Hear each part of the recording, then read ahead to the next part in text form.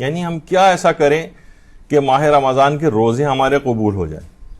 آیت اللہ روح اللہ قرہی یہ فرماتے ہیں کہ روزوں کی قبولیت کے لیے امام زمانہ علیہ السلام سے دستخط کروائیے. اللہم صلی علی محمد وعلی محمد.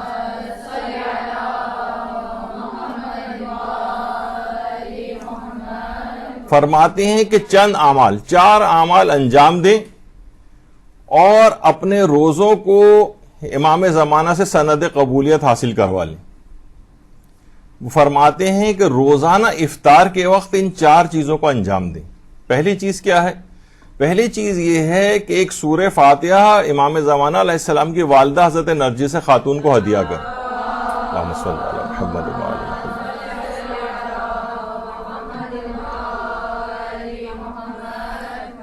وقت افطار ایک سورہ فاتحہ حضرت نرجس خاتون سلام اللہ علیہ کی خدمت میں ہدیہ فرمائیے.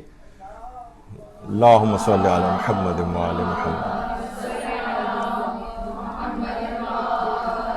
پھر فرماتے ہیں کہ دوسری چیز افطار کے وقت یہ کرنی ہے کہ ایک سلام امام زمانہ علیہ السلام کو کرنا ہے، السلام علیکہ یا صاحب العصر والزمان. صرف اتنا بھی اگر کریں گے تو فرماتے ہیں کہ یہ سلام افطار کے وقت کریں. اور اس کے بعد تیسرا عمل یہ ہے کہ ایک سلام امام حسین علیہ الصلوۃ والسلام کی خدمت میں.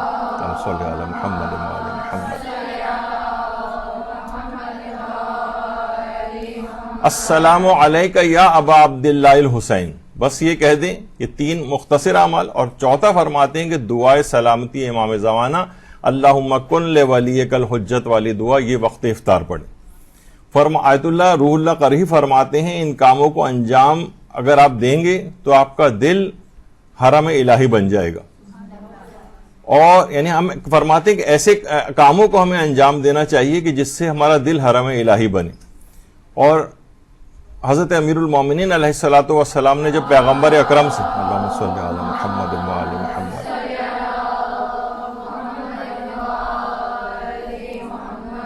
پیغمبر اکرم سے یہ بات دریافت فرمائی تھی کہ یا رسول اللہ رمضان المبارک میں سب سے بہترین عمل کون سا ہے، تو آپ نے فرمایا کوئی گناہ بھی نہ کرو اور گناہ کی فکر بھی انجام نہ دو. گناہ کی فکر تک نہیں کرو، سوچو بھی نہیں گناہ کے متعلق. دیکھیے رمضان المبارک میں ہماری یادوں اور سوچوں میں ہر وقت پروردگار عالم رہنا چاہیے، حتیٰ کہ کھانے پینے کی فکرات میں بھی نہ ہو. ہمارے کچھ بعض جان پہچان والے ایسے ہیں جو اپنے آفیسز میں 1 گھنٹہ 2 گھنٹے تک بیٹھ کے افطاری کی باتیں کرتے ہیں. تو بہرحال چلیں وہ کبھی کبھار یہ چل جاتا ہے اس طرح سے، لیکن یہ کہ ہر وقت یعنی دماغوں میں یعنی دوپہر کے 3 بجے کے بعد سے لے کر افطاری کی فکر ہی سر پہ سوار ہو جائے، نہیں. یہ بہترین عبادات کا مہینہ ہے، اللہ کو یاد کرنے کا مہینہ ہے. اور خاص طور پر امام زمانہ علیہ الصلوۃ والسلام کی یاد.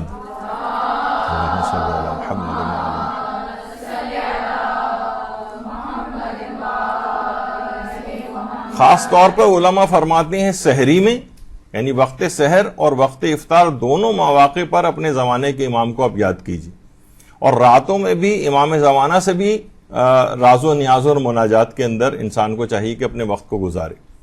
اور چھٹے امام یہ جملہ ارشاد فرماتے ہیں کہ جو شخص بھی امام مہدی کے انصار میں شامل ہونا چاہے اسے چاہیے کہ وہ متقی و پرہیزگار بنے، نیک اعمال بجا لائے، یہی حقیقت میں منتظر ہے. پس اگر وہ قبل از قائم مر جائے تو اس کا اجر و ثواب اس شخص جتنا ہے جو صاحب الزماں کے انصار میں شامل ہو کر حضرت کے ہمرکاب ہو کر جہاد کرے.